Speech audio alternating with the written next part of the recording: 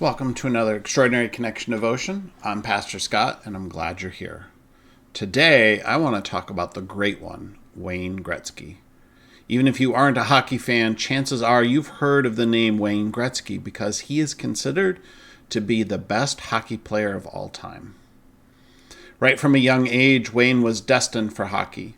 As soon as he was able to walk, he had a hockey stick in his hand.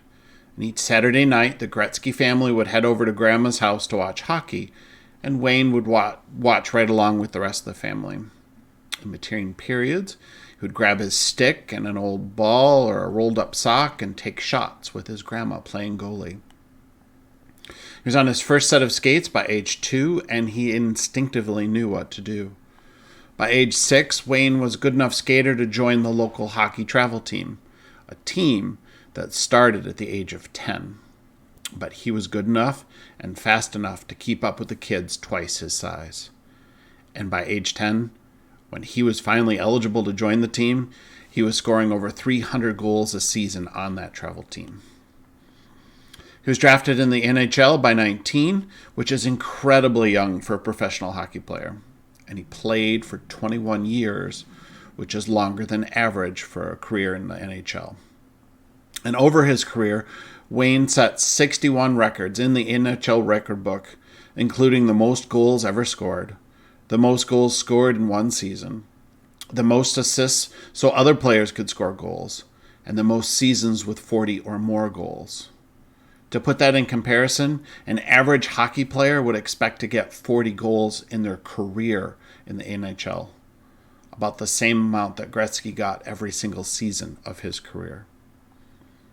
Besides being fast, graceful, a team player, he always just seemed to know where to go. And that famous Gretzky quote is, "I don't skate to where the puck is, I skate to where the puck is going."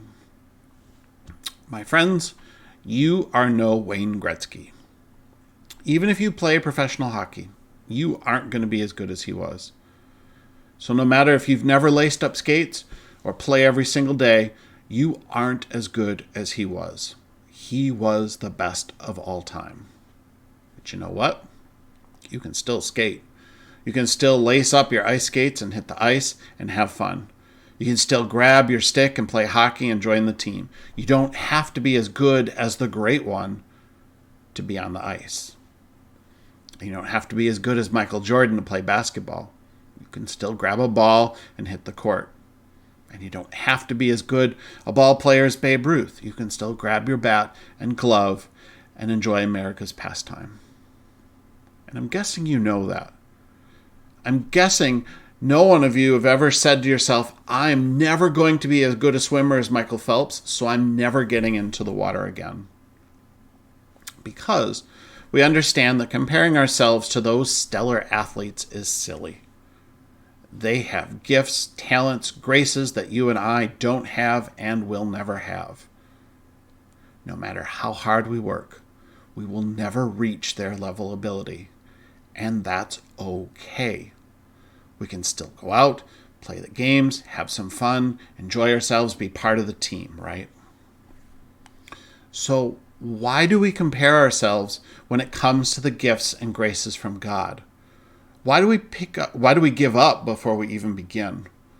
Why do we say, you know what, our church could never do fill in the blank ministry because we don't have the space or we don't have the people or we don't have the resources?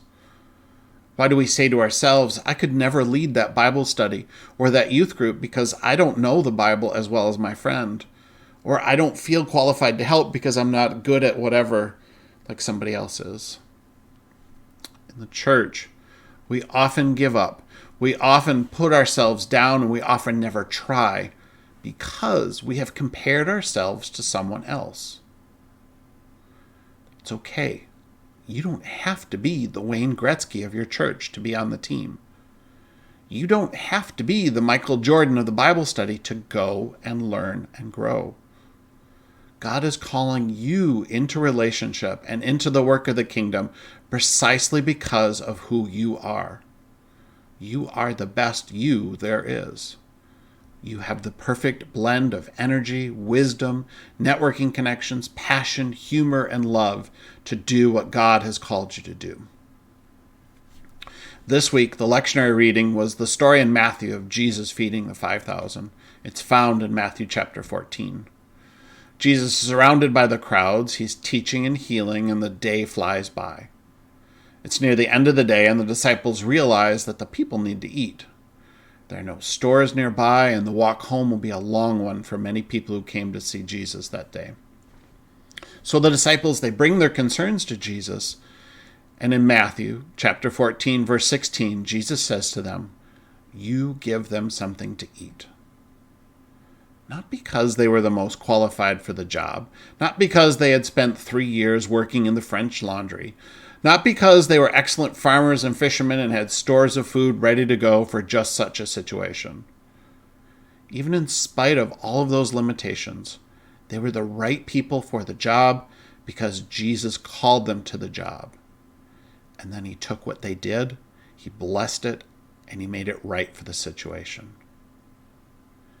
You are the right person for whatever Jesus is calling you to do.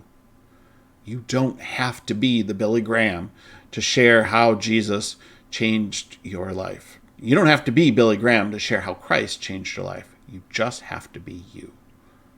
So my friends, keep skating, and I'll see you at extraordinaryconnection.org.